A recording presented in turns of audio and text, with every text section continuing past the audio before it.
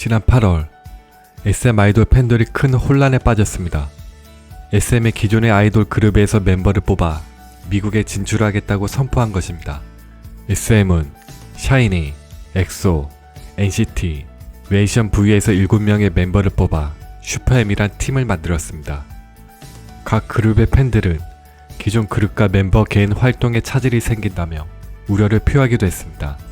그러나 슈퍼엠은 모든 우려를 뒤로하고 미국에서 데뷔하자마자 10월 셋째 주 빌보드 200에서 1위를 차지했습니다.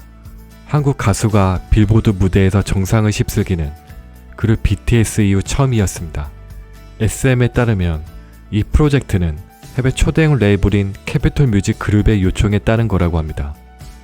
SM 엔터테인먼트는 프로듀싱을 맡고 CMG는 유통 및 홍보를 담당합니다. 단순히 SM이 독특한 새 그룹의 탄생을 말하는 게 아닙니다. 이것은 한국 아이돌 업계에 큰 파장을 가져올 수 있는 뉴스였습니다. CMG의 모체라고 할 수 있는 캐피톨 레코드는 1942년 문을 열었습니다. 처음에는 빌리 홀리데이 등 당대 대중음악 가수를 취급하는 음반 회사였고 이후 이합 집산을 거쳐 2007년 CMG가 탄생합니다. CMG의 대표적인 뮤지션은 대부분 전통적인 락 뮤지션입니다. 비틀즈, 폴 맥카트니, 밥 딜런, 백 등이 있습니다. 특히 CMG는 비틀즈 기획 앨범으로 큰 재미를 보기도 했습니다.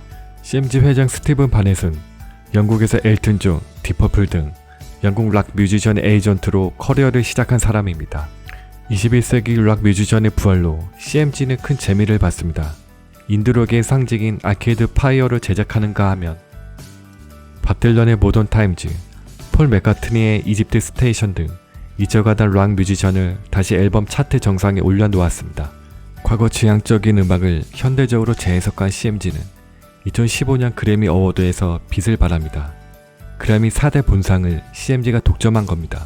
샘 스미스가 올해의 신인상, 올해의 노래상, 올해의 레코드를 모두 가져갑니다. 앞서 스티브 바넷은 콜롬비아 레코드에서 슈퍼스타 아델을 발굴해 2012년 시장을 휩쓸기도 했습니다. SM은 이렇게 팝 음악의 현재를 이끌고 있는 CMG, 그 중에서도 캐롤라인이라는 인디 레이블과 계약했습니다. 음악의 유통과 홍보는 CMG에서 맡되 프로듀싱은 SM이 하는 시스템입니다. 이는 매우 이례적입니다. 하지만 이유는 간단합니다. 새롭기 때문입니다. BTS의 놀라운 성공 덕분에 CMG가 새로운 음악인 K-팝을 런칭해야겠다는 생각을 하게 된 것입니다. 그리고 K-팝을 제대로 프로듀싱하려면 뮤지션뿐만 아니라 프로듀싱 팀까지 함께 필요합니다.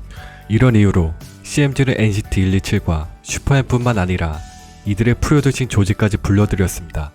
이들이 만든 음악은 철저하게 미국 시장 지향적입니다. 소위 말하는 아이돌 가요가 아닙니다. 하나쯤 나와야 하는 편안하고 귀여운 팝, 펑크 곡이 없습니다. 가수가 팬들에게 보답하고자 만든 노래, 팬송도 없습니다. 심지어 완급에 필요한 발라드 한 곡이 없습니다. 아이돌 가요의 음악적인 구성을 완전히 깨버린 겁니다. SM과 이승만 프로듀서가 아이돌 가요의 구성을 잊어서일까요? 그럴 리는 없습니다. 아이돌 공식을 정립한 주체는 SM이었습니다. 슈퍼엠이 K-팝 아이돌 앨범의 공식을 어긴 이유는 슈퍼엠은 K-팝 아이돌 앨범이 아니기 때문입니다. K-팝의 하위 장르인 SM 음악이 팝 시장에 데뷔한 것이죠. 슈퍼엠의 모든 곡은 미국 시장에 맞춰져 있습니다. 가사는 영어 비중이 급격히 올라갔고 한국어는 분위기를 내는 정도에 그칩니다. 힙합의 비중도 크게 올라갔습니다. 랩 또한 기존에 비해 정교해지고 멤버마다 플러 개성도 잡아줬습니다. 영화 가사부터 장르 비중까지 철저하게 미국 취향에 맞춘 셈입니다. 슈퍼엠의 음악에 대해 모두가 호의적이라고 볼 수는 없습니다. 기존 국내 아이돌 팬이 보기에는 불편합니다. 또한 슈퍼엠 앨범을 사면 기획 상품이나 투어 티켓을 끼워주는 번들 방식은 많은 논란을 부르기도 했습니다.